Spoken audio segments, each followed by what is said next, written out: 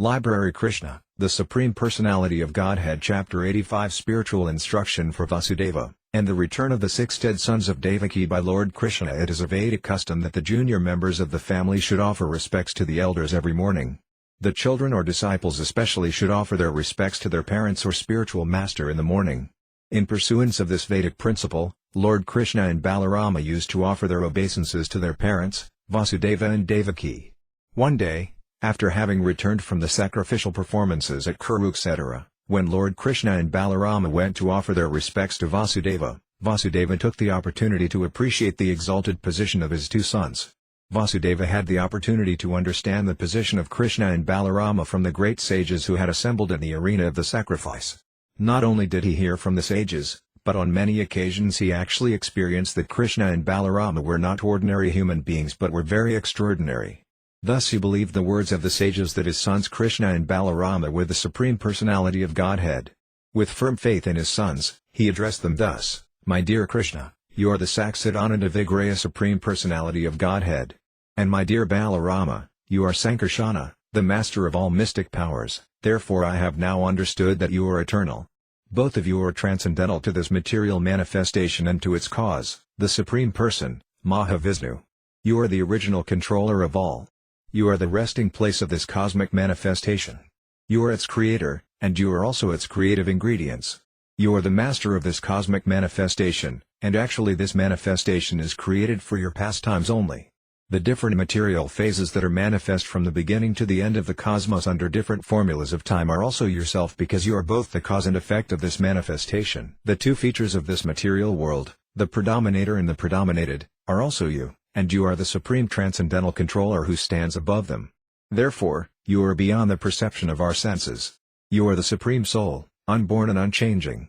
You are not affected by the 6 kinds of transformations which occur in the material body. The wonderful varieties of this material world are also created by you, and you have entered as the Supersoul into all of them, down to the atom. You are the vital force of all these manifestations and also their supreme cognition.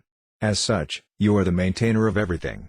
The vital force, the life principle in everything, and the creative force derived from it are not acting independently but are dependent upon you, the Supreme Person behind these forces. Without your will, they cannot work. Material energy has no cognizance. It cannot act independently, without being agitated by you.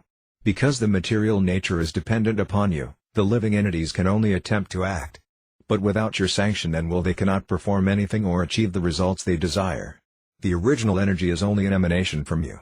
My dear Lord, the shining of the moon, the heat of fire, the rays of the sun, the glittering of the stars, and the electric lightning, which are all manifested as very powerful, as well as the gravity of the mountains and the energy and fragrance of the earth, all are different manifestations of you.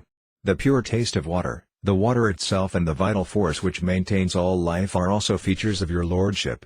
My dear Lord, although the forces of the senses, the mental power of thinking, willing and feeling, and the strength, movement and growth of the body appear to be performed by different movements of the airs within the body, they are all ultimately manifestations of your energy.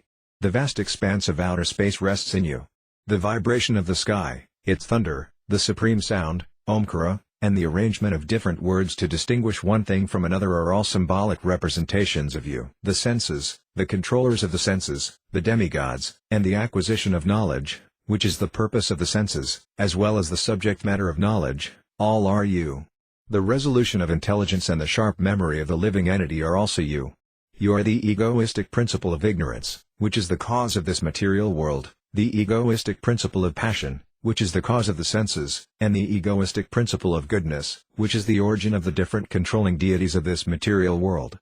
The illusory energy, or Maya, which is the cause of the conditioned soul's perpetual transmigration from one form to another, is you. My dear Supreme Personality of Godhead, you are the original cause of all causes, exactly as the earth is the original cause of different kinds of trees, plants and similar varieties of manifestation. As the earth is present in everything, so you are present throughout this material manifestation as the Supersoul. You are the supreme cause of all causes, the eternal principle. Everything, in fact, is a manifestation of your one energy. The 3 qualities of material nature, Sattva, Rajas and Tamas, and the result of their interaction are linked up with you by your agency of Yogamaya. They are supposed to be independent, but actually the total material energy rests upon you, the Supersoul. Since you are the supreme cause of everything, the interactions of the material manifestation, birth, growth, existence, transformation, deterioration and annihilation, are all absent in you. Your supreme energy, Yogamaya, is acting in variegated manifestations, but because Yogamaya is your energy, you are therefore present in everything. In the Bhagavad Gita, this fact is very nicely explained in the 9th chapter, wherein the Lord says, "In my impersonal form I am spread all over the material energy, everything is resting in me, but I am not there." This very statement is also given by Vasudeva. To say that the Lord is not present everywhere means that he is aloof from everything although his energy is acting everywhere. This can be understood by a crude example. In a big establishment, the energy, or the organization of the supreme boss, is working in every nook and corner of the business, but that does not mean the original proprietor is present there. Although in every department the presence of the proprietor is felt by the workers, the physical presence of the proprietor in every department is a formality only. Actually his energy is working everywhere. Similarly, the omnipresence of the Supreme Personality of Godhead is felt in the action of his energies. Therefore the philosophy of inconceivable, simultaneous oneness with indifference from the Supreme Lord is confirmed everywhere. The Lord is one, but his energies are diverse. Vasudeva said, "This material world is like a great flowing river, and its waves are the three material modes of nature, goodness, passion and ignorance. This material body, as well as the senses, the faculties of thinking, feeling and willing and the stages of distress, happiness, attachment and lust, all are different products of these three qualities of nature. The foolish person who cannot realize your transcendental identity above all these material reactions continues in the entanglement of fruitive activity and is subjected to the continuous process of birth and death, without a chance of being freed." This is confirmed in a different way by the Lord in the 4th chapter of the Bhagavad Gita. There it is said that anyone who knows the appearance and activities of the Supreme Lord Krishna is freed from the clutches of material nature and goes back home, back to Godhead. Therefore Krishna's transcendental name, form, activities and qualities are not products of this material nature. My dear Lord, Vasudeva continued, despite all these defects of the conditioned soul, if someone somehow or other comes in contact with devotional service, he achieves the civilized human form of body with developed consciousness and thereby becomes capable of executing further progress in devotional service. And yet, illusioned by the external energy, people generally do not utilize this advantage of the human form of life. Thus they miss the chance of eternal freedom and unnecessarily spoil the progress they have made after thousands of births. In the bodily concept of life, due to false egotism one is attached to the offspring of the body, and thus everyone in conditioned life is entrapped by false relationships and false affection. The whole world is moving under this false impression and suffering material bondage. I know that neither of you is my son, both of you are the original chief and progenitor, the personality of Godhead, the Purusa with Pradhana. But you have appeared on the surface of this globe to minimize the burden of the world by killing the Kshatriya kings who are unnecessarily increasing their military strength.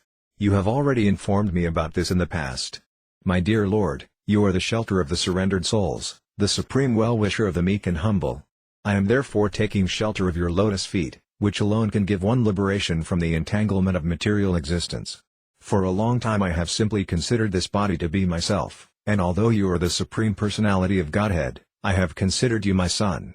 My dear Lord, at the very moment when you first appeared in Kamsa's prison house, you informed me that you were the Supreme Personality of Godhead and that you had descended for the protection of the principles of religion as well as the destruction of the unfaithful.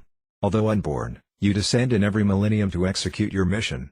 My dear Lord, as in the sky there are many forms, appearing and disappearing, you also appear in many eternal forms and then disappear. Who, therefore, can understand your pastimes or the mystery of your appearance and disappearance?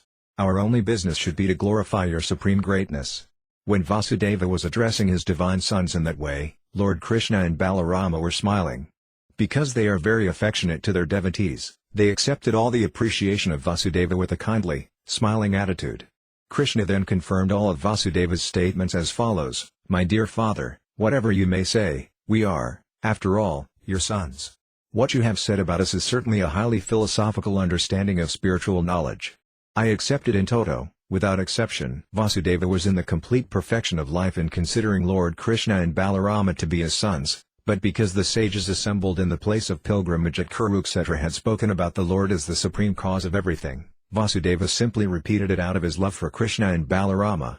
Lord Krishna did not wish to detract from his relationship with Vasudeva as father and son, therefore in the very beginning of his reply he accepted the fact that he is the eternal son of Vasudeva and that Vasudeva is the eternal father of Krishna. After this, Lord Krishna informed his father of the spiritual identity of all living entities.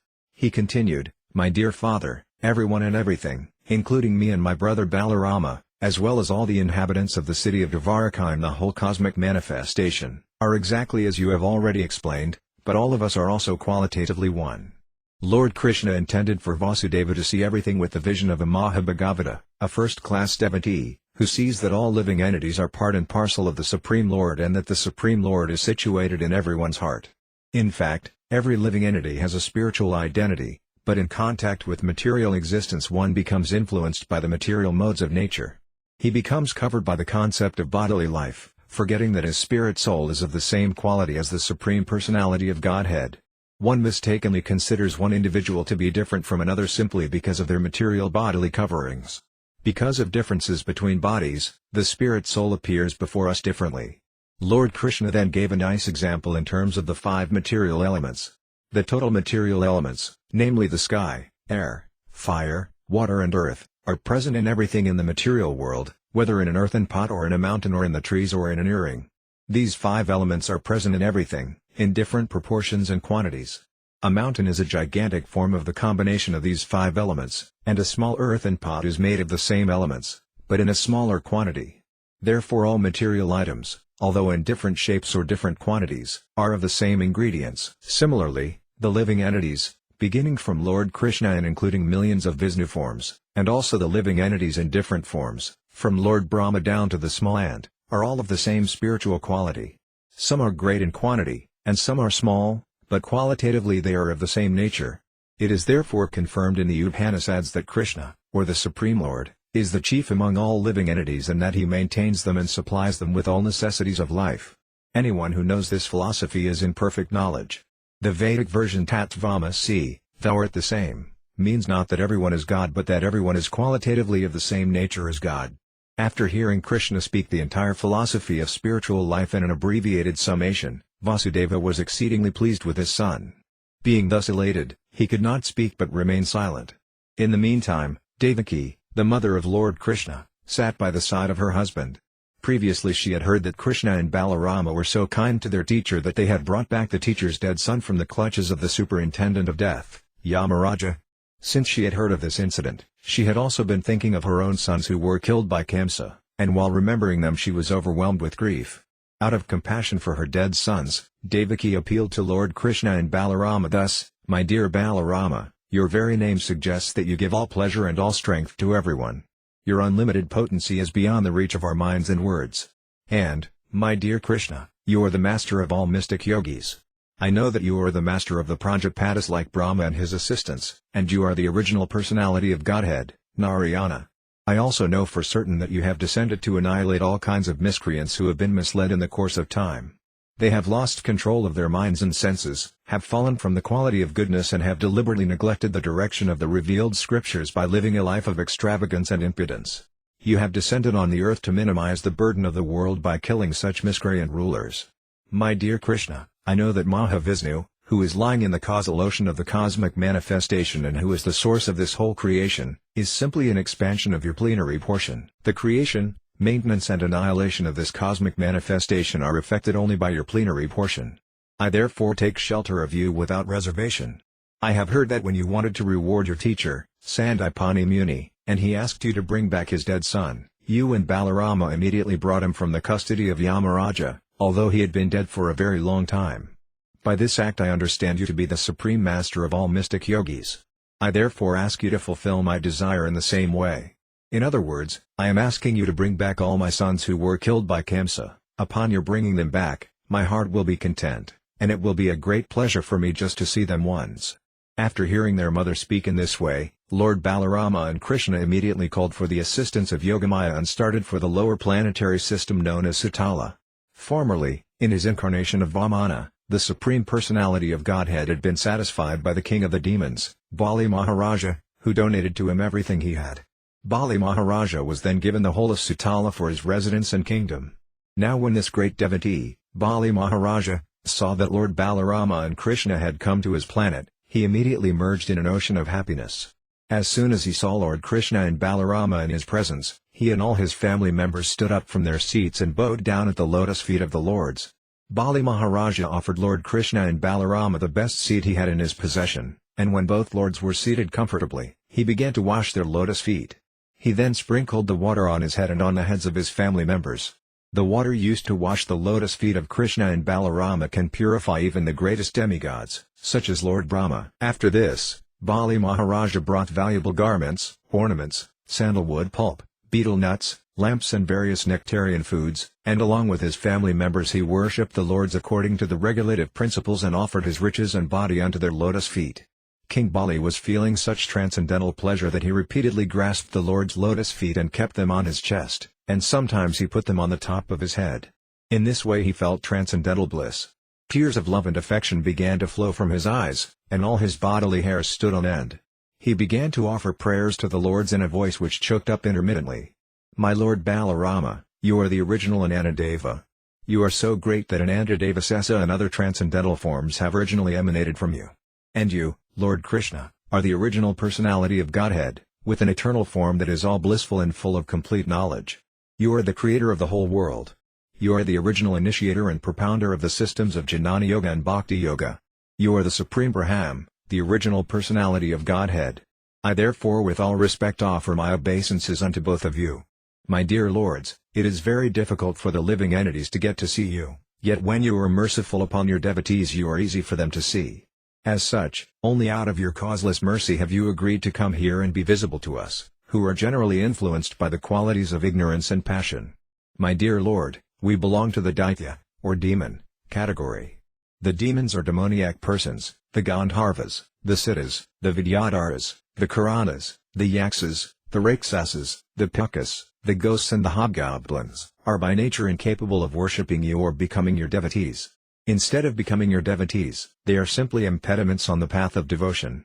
But you are the Supreme Personality of Godhead, representing all the Vedas, and are situated in the mode of uncontaminated goodness. Your position is always transcendental. For this reason, some of us, although born of the modes of passion and ignorance, have taken shelter of your lotus feet and have become devotees. Some of us are actually pure devotees, and some of us have taken shelter of your lotus feet because we desire to gain something from devotion. By your causeless mercy only are we demons in direct contact with your personality. This contact is not possible even for the great demigods. No one knows how you act through your Yogamaya potency. Even demigods cannot calculate the expanse of the activities of your internal potency, so how is it possible for us to know it? I therefore place my humble prayers before you. Please be kind to me, who am fully surrendered unto you, and favor me with your causeless mercy so that I may simply remember your lotus feet, birth after birth. My only ambition is that I may live alone just like the Paramamsas who travel alone here and there in great peace of mind, depending simply upon your lotus feet. I also desire that if I have to associate with anyone, I may associate only with your pure devotees and no one else, for your pure devotees are always well-wishers of all living entities. My dear Lord, you are the Supreme Master and Director of the whole world. Please, therefore, engage me in your service and let me thus become free from all material contaminations. You can purify me in that way because if someone engages himself in the loving service of your Lordship, he is immediately freed from all kinds of regulative principles enjoined in the Vedas.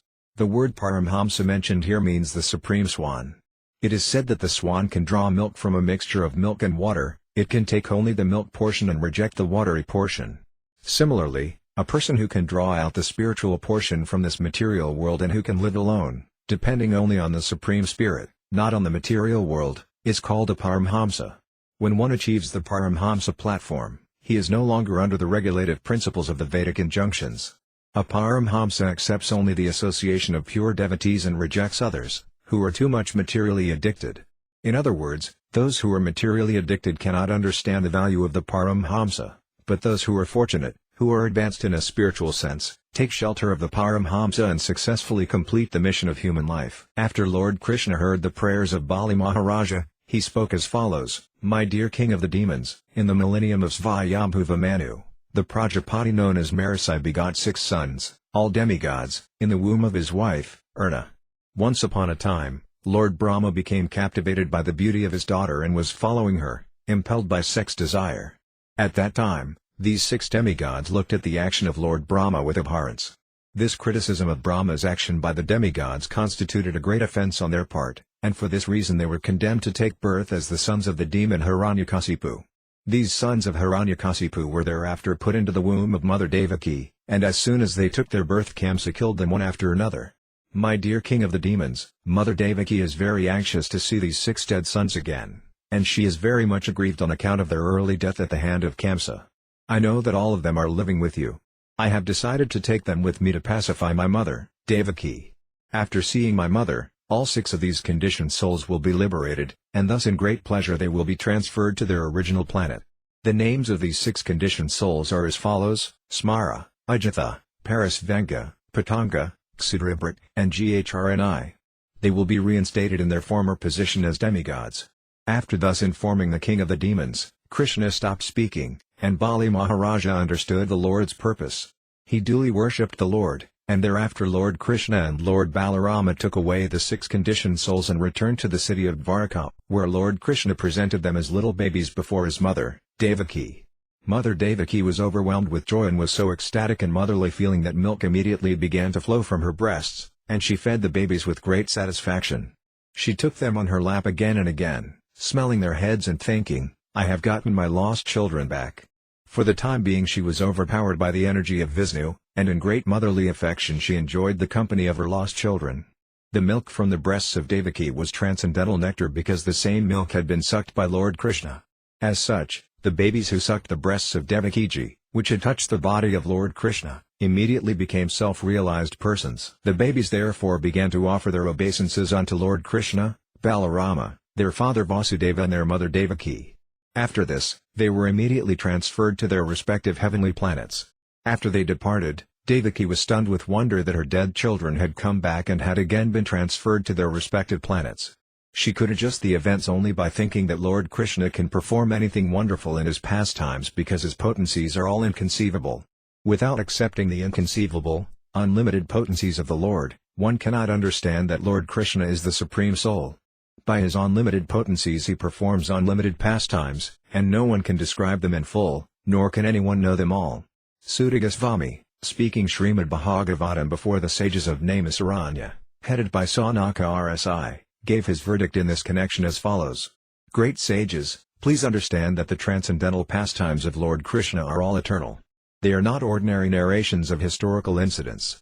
Such narrations are identical with the Supreme Personality of Godhead himself. Anyone, therefore, who hears such narrations of the Lord's pastimes is immediately freed from the contamination of material existence. And those who are pure devotees enjoy these narrations as nectar entering into their ears.